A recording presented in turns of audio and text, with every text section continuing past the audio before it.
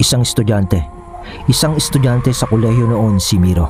Kasalukuyan siyang nag-aaral sa Maynila.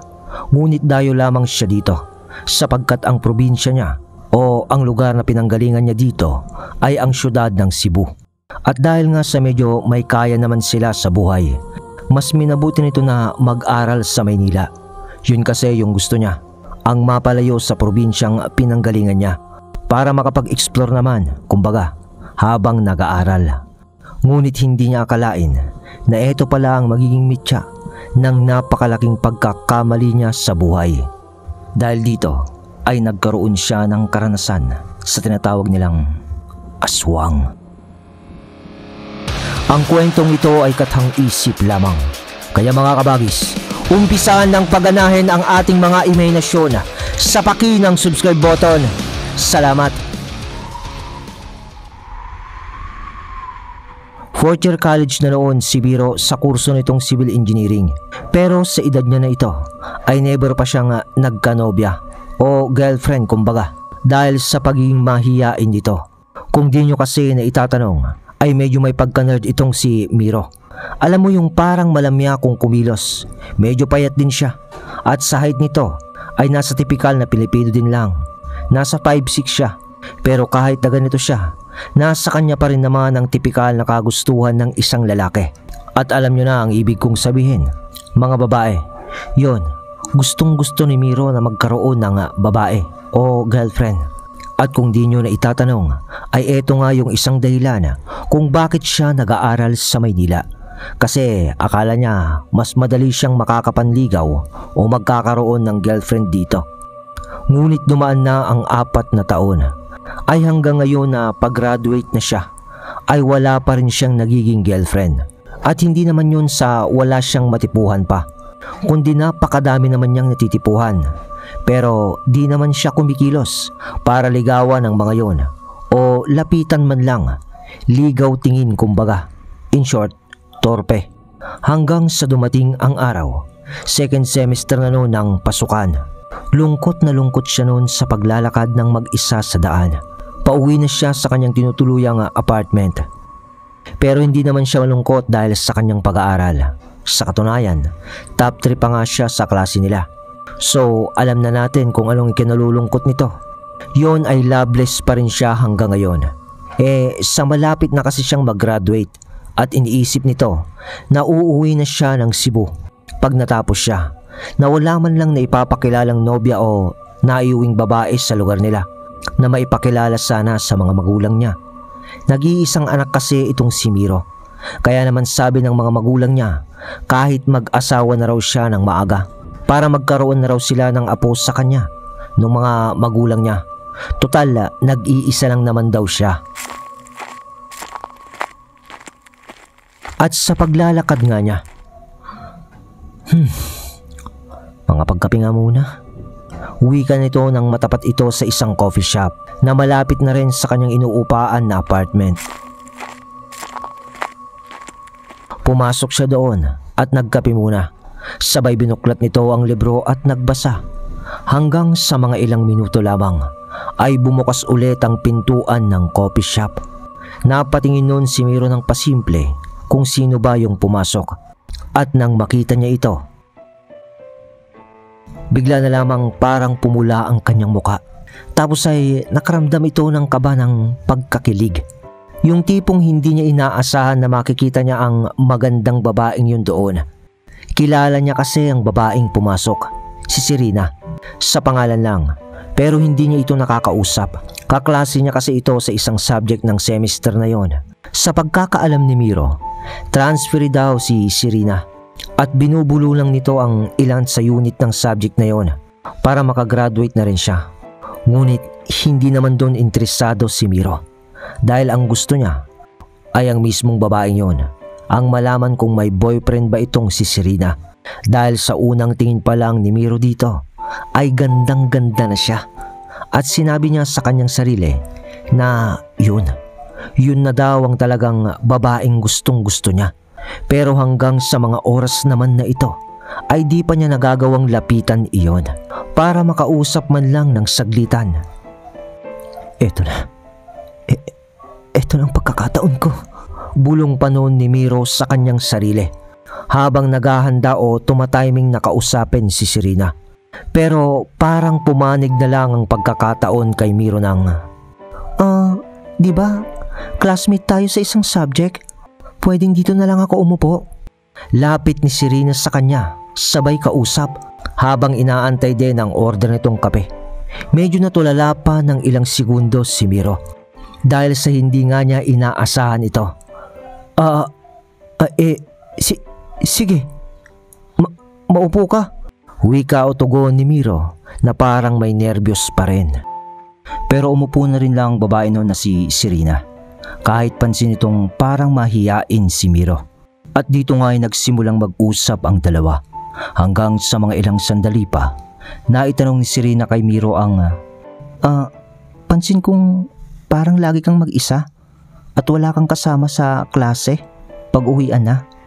Wala ka bang naging kaibigan sa ilang taon mong pagpasok sa universidad? Meron naman.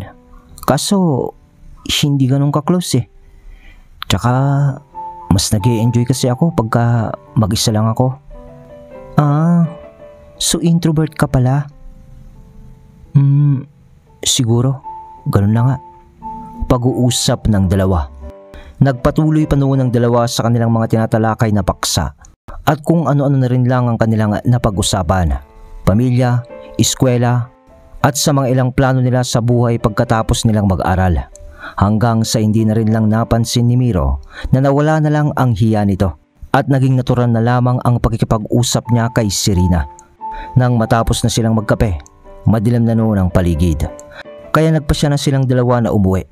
Pero paglabas nila ng coffee shop, sinabi ni Serena na ngayon lang daw siya ginabi sa pag-uwi at medyo ninenervyos siya. Sabi pa nga niya ay, hindi naman sa natatakot ako. Kaso, alam mo naman dito sa syudad, medyo delikado pag ganitong madilim na. Sa pagkakataong yun ay nagpaka-gentleman naman si Miro. At nagsuwestyon ito na ihahatid na lamang niya daw si Serena sa apartment na tinutuluyan din ito. Para hindi na mag-alala pa si Serena sa safety nito. Pero sabi ni Serena na malapit din lang naman daw ang apartment na tinutuluyan niya mula sa coffee shop na yon. Kaya naman magiging mabilis lang ang paghahatid nito sa kanya. Kay Miro naman ay wala namang problema yon sa kanya. At mas gusto pa nga nito kung malayo ang lugar para mas matagal niyang makausap o makasama itong si Serena. Kumbaga first step na to para sa kanya upang makapanligaw sa dalaga. At pagkatapos nga ng usapan na iyon ay naglakad na nga ang dalawa para maihatid na ni Miro itong si Serena. Mga nasa 15 hanggang 20 minuto lang naman sila nga naglakad. Hanggang sa naabot nila ang isang kanto malapit sa isang parang nabakanting construction site. At sabi na noon ni Serena na, dito na ako sa banda rito. Wala namang tanong-tanong noon si Miro ay sinamahan niya si Serena. Kumaliwa naman sila noon sa kanto. Malapit sa bakanting lote na may isang building na parang hindi pa natapos hanggang sa pumasok na lamang si Serena sa bakanting lote na yon dahil may bukas naman na isang yero doon na nagsisilbing pintuan ng bakod ng property na yon na napapalibutan din lang ng mga lumang yero at siyang nagsisilbing bakod nito.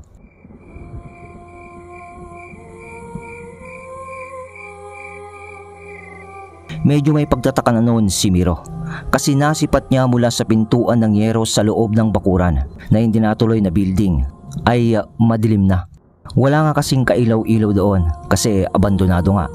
Nang parang napansin naman ni Serena na may pagtataka naman sa mga mata ni Miro kung bakit doon naman nakatira ang isang napakagandang dalaga na katulad ni Serena. Sabi naman ni Serena ay, pasensya ka na ha. Wala nang ilaw dito. Bali kasi ang totoo, di naman kami nangungupahan dahil nasa isang silid lamang kami sa second floor ng building na to. Abandonado na kasi kaya doon kami nakatira ng pamilya ko. Sabi na lang noon ni Miro kasi di niya alam ang isasagot niya. Kaya, okay lang. Sige, sasamahan kita para makita ko naman ang pamilya mo. Uwi ka na lang niya sabay pasok na rin ito sa bakuran ng bakanting building na yon. Naglakad sila noon sa madilim na parte ng gilid ng building hanggang sa marating na nila ang isang malapad na hagdan sa gilid nito. Nagawa rin lang sa konkreto. Sa bandang yun ay may maaaninag ka na rin lang na parang ilaw na nanggagaling sa mga malalaking billboard mula sa labas. Nang marating na nga nila Miro ang pangalawang palapag ng hindi natapos na gusali, mula doon ay naaninag naman ni Miro ang kapaligiran ng maliwanag na sa kanyang paningin. Kasi nga ay maliwanag naman ang mga ilaw na nanggagaling sa mga ilang gusali na malapit doon. Nang nagkomento na si Miro habang naglalakad pa rin sila ni Serena, natigil siya sa pagkatungtong nito sa second floor habang si Serena ay naglalakad pa rin sa harapan niya. Nagtataka na kasi si Miro kasi parang wala namang tao doon na katulad ng sinasabi ni Serena. Hanggang sa, Serena, nasan yung silid na sinasabi mo? Parang wala namang dibisyon sa palapag na to ah. Natigilan na noon si Serena sa paglalakad ng mga ilang dipas sa kanya. Sabay nakarinig ng tawa si Miro na, Ang mga binatang lalaki talaga ay napakadaling utuin. Kasunod ng salitang yun ay gumapang ang takot sa buong katawan ni Miro. At pagharap ni Serena sa kanya ay nakita niya ang isang matandang babae. Nag-iba na ang itsura ni Serena at sa pagngiti nun ay lumabas ang mga pangil nito sa bibig. Serena? Wika ni Miro habang napapaatras ito ng hakbang sa takot. Dahil isang aswang, isang matandang aswang pala itong si Serena. Nang nakita ni Miro ang tunay na anyo ni Serena, doon ay parang nawindang siya sa pagkagising sa katotohanan dahil sa nalinlang ako. Ano bang iniisip ko kanina? Na may gusto sa akin ang babaeng ito? Hindi. Inakit lang ako ng babaeng to para maging kanyang biktima. Isa itong aswang. Bulong ni Miro sa kanyang isipan. Sabay hakbang nito papaatras ng isa pa dahil sa nerbiyos. Ngunit di niya napansin na hagdan na pala ang aapakan niya. Kaya naman, gumulong noon si Miro pababa ng hagdan. Buti na lamang ay hindi siya diretso sa baba dahil tagkalahati lang yung stairway. Bumangon noon si Miro agad dahil iniisip na nito ang pagtakbo papalabas sa bakanting gusali. At habang tinitignan nito ang hagdan na kanyang babaan ay naramdaman pa nito ang hapde ng kanyang kilay. At nang hawakan niya iyon, nabasa ang kanyang kamay. Nang tinignan niya ito ay dugo. Dugo pala iyon. Nahihilo pa noon si Miro. Ngunit sinikap nito na bumaba ng hagdan ng tuluyan. At pasalamat na rin lang siya sa pagkakataon na ito dahil hindi pa naman bumababa ang aswang na si Serena. Pagbaba ni Miro sa hagdan, tumakbo na siya agad. Kailangan ko makalabas dito. Kailangan ko na makalabas dito. Salita niya. Takbo. Tumakbo ng tumakbo noon si Miro hanggang sa papalapit na siya sa bukas na yero na pintuan ng bakuran.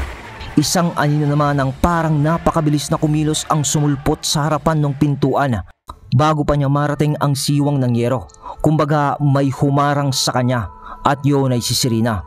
Akala mo ba makakatakas ka pa, Miro? Wika nun sabay litaw nito bigla sa tabi ni Miro at hatak niya sa kanya. Sabay itinapon siya sa dingding ng bakod na gawa sa yero. Bumagsak si Miro, dumugo ang kanyang sintido at nanginginig ito pagbangon niya. Pilit niya noong pinupunasan ng dugo sa mata niya. Kailangan ko lumaban para makatakas dito. Wika noon.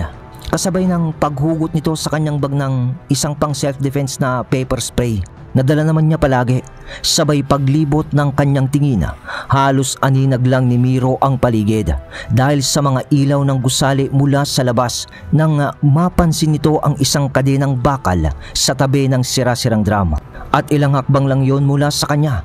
Dali-dali namang kinuha yon ni Miro upang maging armas niya. Nasa kanan niya noon ang kadena at nasa kaliwa niya ang paper spray. At bumulong ito sa sarili niya ng, Hindi ako mamamatay ngayong gabi. Pagkasabi niya noon, biglang lumitaw si Serena sa kanyang harapan at sasagpangin na siya nito. Subalit, "Ah!" Hiyaw ni Serena dahil sa ginamit ni Miro ang kanyang paper spray sa pagmumuka mismo ni Serena at inihampas niya ang kadena sa mukha ulit nito. Ah! Napaupo ang matandang aswang sa lupa.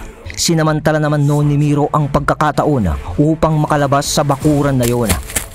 At sa ilang sandali ng pagtakbo niya ay nakalabas siya noon sa nakaukang yero. Ngunit sa pagkakaakala ni Miro na nakalabas na siya ng daanan, nabigla na lamang siya ng isang bakanting lote na naman ang napasukan niya. Sabay narinig nito ang hagik-gik at salita ni Serena. Miro, akala mo siguro ay matatakasan mo ako. Kahit na ano pang gawin mo, ay hindi ka na makakalabas sa lugar na ito. At tanging pangalan mo na lang ang uuwi sa bayan nyo. Magiging bahagi ka na lang ng kwento sa ibabaw ng mundong ito. Tinig ni Serena na umieko sa buong kapaligiran na yon. Anong nangyari? Nasang lugar ba ako? Tanong ni Miro sa sarili. Pero hindi naman sumuko nun si Miro. Bagkos ay nagpatuloy ito sa pagtakbo sa loob ng bakanting lote na yon upang humanap ng daanan papalabas. Hingal ni Miro. Pero ng mga ilang sandali pa ay lumantad na naman si Serena na di kalayuan sa kanya. Humanda naman noon si Miro para labanan ang aswang. Kahit ganito lang pala si Miro ay may tapang din ito sa katawan na itinatago. Sige, lumapit ka aswang ka. Bulong nito. Tunog naman ng aswang o si Serena nang biglang napakabilis na nawala ang aswang sa harapan mismo ni Miro at sa isang iglap ay narinig na lamang ni Miro ang angil sa likuran nito at biglang akap sa kanya ng mahigpit. Ah! Sigaw ni Miro na pilit na nagpupumiglas. Pilit na kumakawala ito sa pagkakahawak sa kanya ni Serena. Ngunit biglang kinagat siya nito sa balikat mula sa likod. Ah! Ah! Sigaw noon ni Miro. At dahil naman sa sakit na naramdaman niya, ay parang gumana ang adrenaline nito. At nakawala siya sa kanyang pagpupumiglas at pagkabitaw sa kanya nung aswang ay agad nitong binugaan ang mata at bungangan nito ng pepper spray. Umusok ang mukha ni Serena o ang matandang aswang nga. Pagkatapos ay hinampas niya ulit ito ng hawak niyang kadena at napuruhan niyo ni Miro, kaya naman tumaob ito sa lupa. At sa pagkakataong ito ay hindi na tinakbuhan niyo ni Miro at ang ginawa niya habang humihiyaw no ng aswang ay ipinulupot niya sa liig nito ang kadenang hawak niya at hawak pa nito sa magkabila ang kamay niya. Tapos ay bigla niyang ibinangon ang aswang habang sinasakal nito sa liig at hindi pa nakontento noon si Miro ay inapakan pa niya ang likod nito upang pagkontra sa pagsakal niya para mas maging mahigpit hanggang sa mga ilang minuto lamang.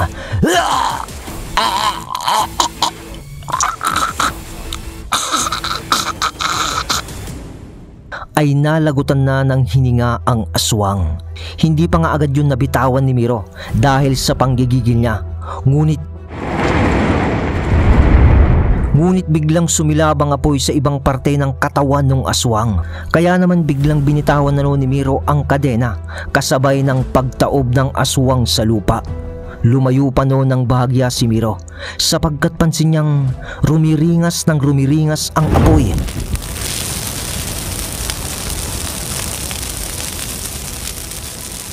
At tuluyan naman nang nasunog ang buong katawan nito. Kitang-kita yon ni Miro na sa ilang minuto lang ay naging abo ang katawan ni Serena. At sa pag-ihip naman ng hangin ay parang napukaw ang ilusyon na nakikita ni Miro sa lugar na ito. Nakarinig na kasi siya ng tunog ng mga sasakyan sa labas. Kanina ay hindi niya marinig ang mga bagay na yon. Nahanap din ni Miro ang labasan sa lugar na yon. At nung nakalabas na nga si Miro sa parang ilusyong lugar na ginawa ng aswang, sa paglingon nito, nakita na niya ang trapiko sa syudad. Narinig na niya ang mga busina ng mga motorista.